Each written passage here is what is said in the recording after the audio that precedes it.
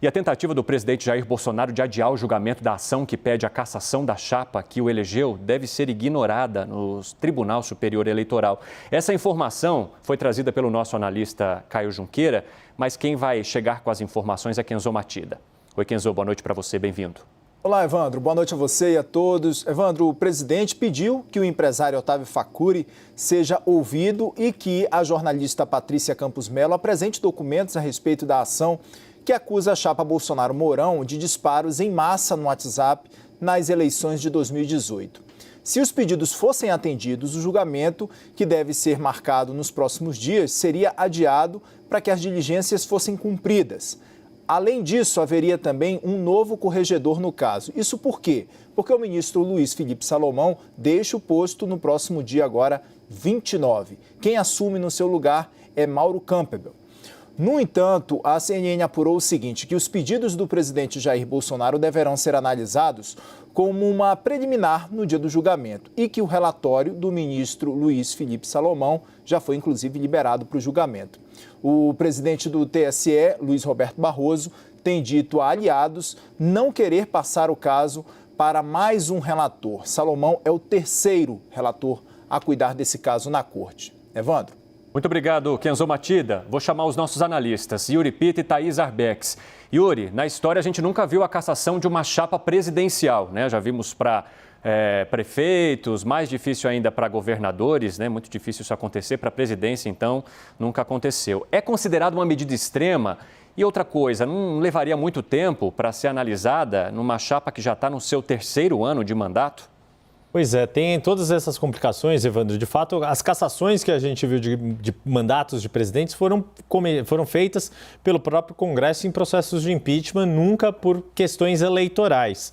Porque justamente é muito difícil contestar a vontade da maioria da população. Isso vale para o caso de um estado, de um governador, de um prefeito, mas principalmente no caso do presidente da República. E tem um agravante nesse caso, porque passada a primeira metade do mandato, não se convocam novas eleições diretas. Não é o eleitor diretamente quem vai votar por um novo presidente no caso de uma cassação. É o Congresso Nacional que faz essa escolha, o que torna ainda mais difícil tomar esse tipo de decisão, a não ser que haja elementos muito, muito concretos de uma fraude no resultado eleitoral ou de uma manipulação muito forte do sistema ou algo muito grave que tenha comprometido o resultado das eleições, principalmente tenha comprometido a vontade popular expressa durante as eleições. Por isso que é tão inesperado e inusitado se ter uma cassação de mandato presidencial por motivações eleitorais, por uma decisão do Tribunal Superior Eleitoral. E o que a gente percebeu das manifestações do Procurador-Geral Eleitoral, Paulo Gonet, é justamente isso, que não havia robustez nas provas, nas informações compartilhadas suficientemente fortes para que justificasse uma decisão tão drástica quanto essa. Agora, Thaís, na semana passada você trouxe a informação de que a partir de hoje, né, hoje é dia 15, os processos estariam prontos para avaliação dos 7 integrantes do TSE. O entendimento é que o julgamento vai acontecer em qualquer circunstância. Explica para a gente. É isso, Evandro, e uma informação nova, o ministro Luiz Felipe Salomão, corregedor-geral do Tribunal Superior Eleitoral, acaba de liberar essas duas ações para a pauta. Teve um encaminhamento de pedido para que a Procuradoria-Geral Eleitoral se manifestasse, mas a informação que eu acabo de receber é que já há esse encaminhamento e as duas ações estão prontas para julgamento. Qual que é o cenário agora, Evandro?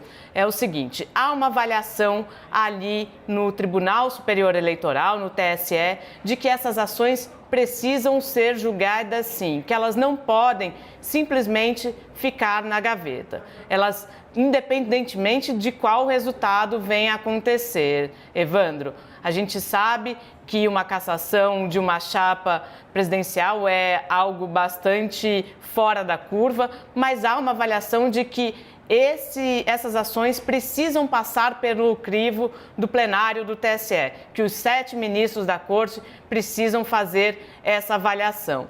E aí, qual que é o contexto disso tudo? Yuri já passou por isso, mas eu acho que vale a pena a gente detalhar e trazer alguns elementos a mais, que é o seguinte, há uma avaliação de integrantes da Corte de que sim, diferentemente do que acreditou a Procuradoria-Geral Eleitoral, há robustez nas duas ações, ainda mais depois do compartilhamento de provas dos inquéritos que tramitam lá no Supremo Tribunal Federal, principalmente o inquérito das fake news, que essas duas ações ganharam sim corpo. Mas a gente sabe que todo julgamento também é político e que para ele desencadear, terminar numa cassação, precisaria sim de uma sinalização política. Então é esse o ambiente que a gente tem agora. Depende do ministro Luiz Roberto Barroso, que é o presidente do TSE, marcar essa data, mas a gente também tem um contexto político por trás para ver como vai terminar esse julgamento, Evandro.